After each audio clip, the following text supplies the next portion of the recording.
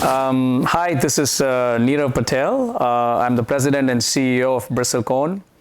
I'm celebrating my third anniversary, and today I'm actually going to try and answer some of the questions that I get a lot of time.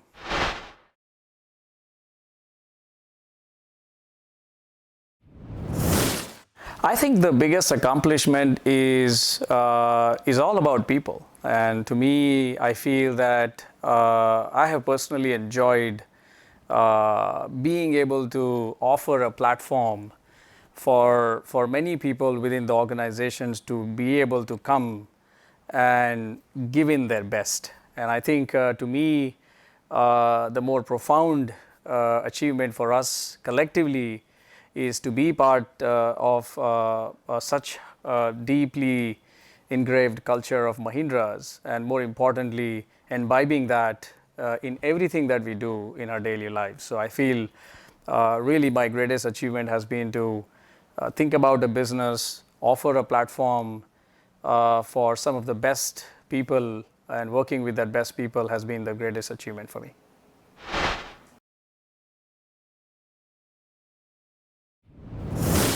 Well, to be very candid, CEO, becoming a CEO has always been aspirational, never with something that really made me do anything different that I would do if I wasn't a CEO. Literally, as a process of your career, role comes in and an opportunity comes in, and you feel excited to progress. So to me, I wouldn't say that I was particularly wanting to be the CEO at a certain time. I think it is always aspirational for most leaders. And I actually feel particularly proud that I had an opportunity and a platform like Bristlecone and the Mahindra Group to actually bring an execution team that actually has delivered on its mandate.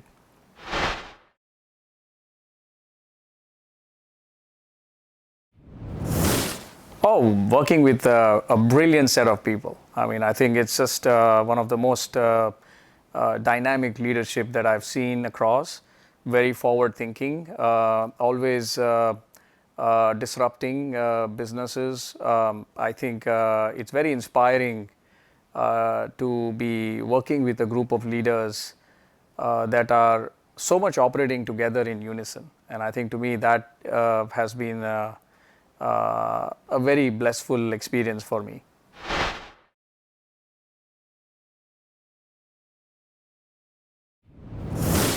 This is an interesting question. I mean, look, I think uh,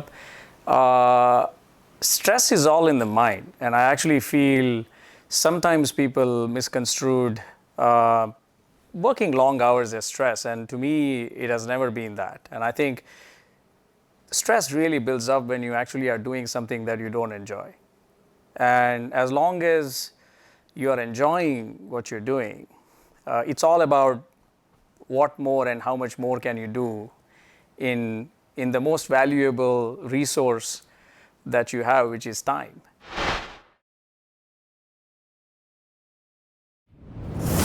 My greatest memory was celebrating our 25th anniversary this year. I mean, I should say that there have been many moments in my past 3 years that I have personally enjoyed, but I think the part that gets me always more excited is getting the people together, having fun with them together, working with our clients, and getting them excited. But I think I should say that the big milestone was our 25th anniversary that we celebrated this year. Was a perfect way to bring it all together and reflecting on the big turnaround that we've been running with.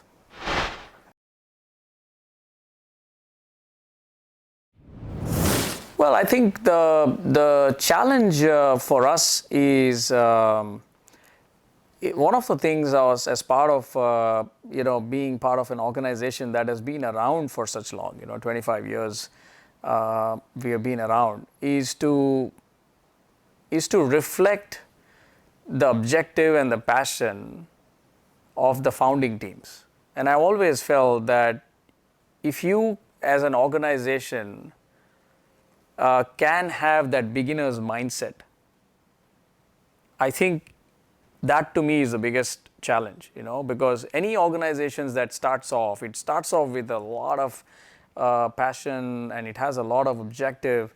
To keep that alive over a longer duration of time is possibly the biggest challenge for any CEO that comes later on. And to me, I feel the purpose and mission with which you start and the energy with which you operate, the early years of the founding years, I call it, of an organization, if you can actually continue to protect that over years, I think you will actually continue to be one of the best organizations, because you can see that in many ways, the founding years of any large organizations tend to have a degree of energy and passion that usually fades over time. And so your objective is to really try and keep it. So, and that is really our biggest challenge, saying, how can we really have the founder's mindset as we are actually continuing to run an organization 25 years on.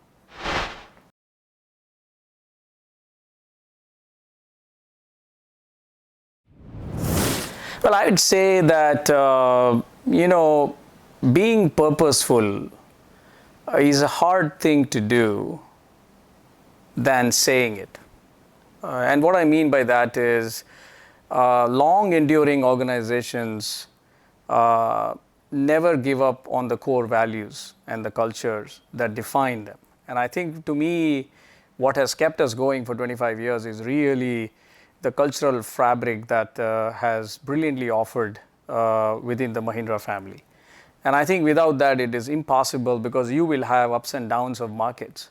But one thing that will remain consistently true throughout is the cultural fabric on which you're building an organization. I think organizations do evolve under various leadership, and we are a completely different team today. We are a completely different bunch that is driving to a mission and a purpose. We almost feel like we have a renewed sense of clarity of where we are going as a business. And to me, that, I think, drawing that clarity for our people and our customers, and making sure that we remain relevant in our current state. And I think I feel that personally, the biggest thing that has happened in this phase is we've become a lot more relevant to what our customers are looking from us than in the past.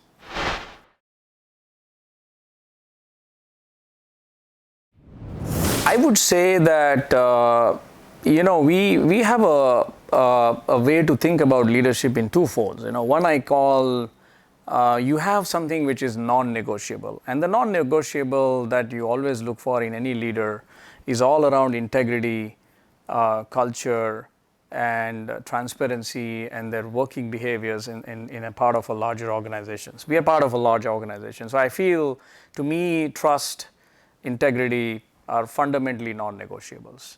Now, on top of that, you have to really think about this big question, saying, what are the right type of leaders that you need given the current mission and the mandate that you're on?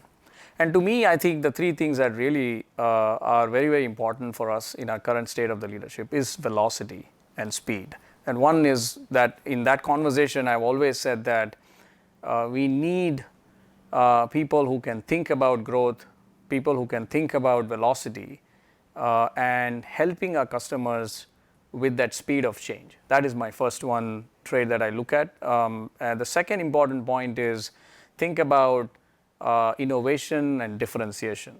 And this does not necessarily mean in functional sense, but also means diversity in ideas and thoughts and people. You always have to focus on saying that, are you building enough perspectives while making a collective decision together? So you always look for that differentiation, that innovation, that different thinking from your people. And so if you have difference in thinking, the collective outcome is actually in a better place. And the third and final thing is people who are who know what accountability means. I think it's one of the hardest things that I've figured, that to be part of a private company, can you be a private company leader with a public company mindset? And I think I always look for that, and that drives a level of accountability in driving and everything that we do. So to me, I feel, think about velocity, differentiation, and accountability. I think this is something I call are the need of the hour for our leaders, on top of what I call the non-negotiables, which I think is very fundamental way to think about any leadership when you're assessing them.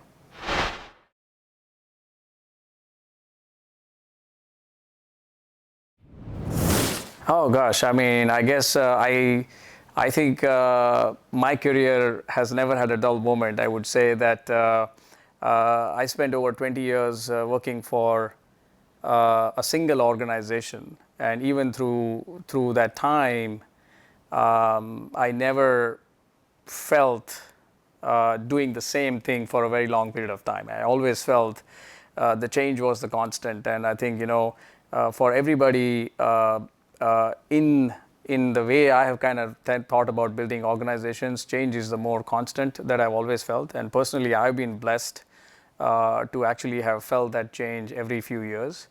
And I continue to excite with that, and I get excited with that change. So I always feel, even for an organization like Bristlecone, we are very different today than we were 18 months before or 3 years before. And I think you have to always ask yourself, that is a change bringing in goodness in people? Is a change bringing in progress for our clients?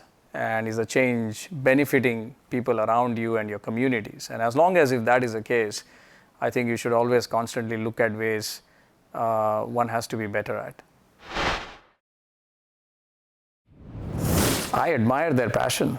I mean, very passionate bunch. I mean, it's amazing to see that an organization that can be relatively small compared to large, big tier one firms, but can be nimble, can be passionate, can be thriving for change. And I think, to me, that passion among our Bristleconers actually is the biggest differentiation, that they are on to a mission to build up one of the largest modern supply chain firms out there. So I think we are very excited with that passion, and I'm particularly privileged to actually have a chance and an opportunity to work with this exciting bunch.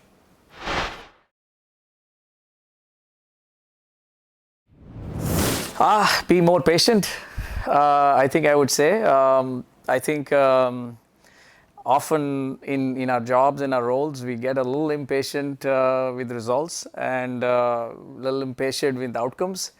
I would say be more patient. I think this notion that I read very recently, which really struck a chord with me, was do what you think you have to do and then wait, but not wait for something.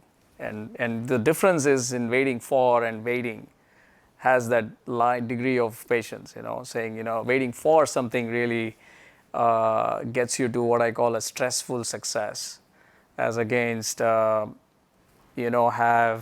a peaceful progress, which is a little bit of a waiting game. So I think I would say myself, have more patience.